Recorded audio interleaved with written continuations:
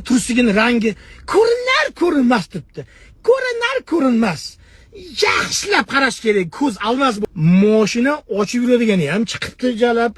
Uladi ham bir xil. Opashkalar, kineyishkalar, shallaqa ayollarni mashinasi quplanib qolaveradi. Hammasi o'sha opaxonni oldiga kelib turib, mashinani ochayotgan payt unda ochkisi bilan emchaga qarab oldi. Keyin ketdi kommentda, "Voy, opaxon emchagini arig'i ko'rinib qolibdimi?"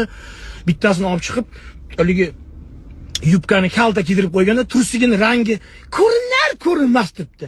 Ko'rinar. Yaxshilab qarash kerak, ko'z almas bo'lish kerak, rangini aytib berish uchun.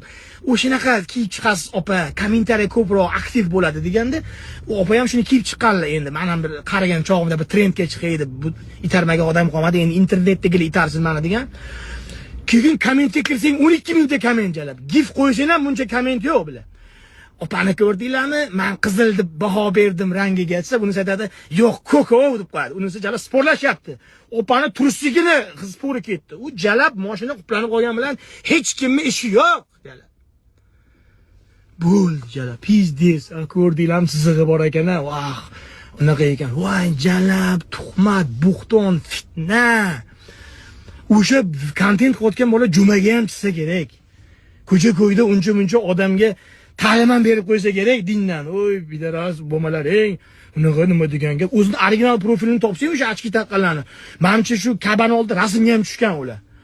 Unaqa zo'r gaplarni yozib, bu yerda fitna. 100 ming odamni kommentda tuhmatlar qildirib, bir-biriga uyushtirib, qarg'a biladi.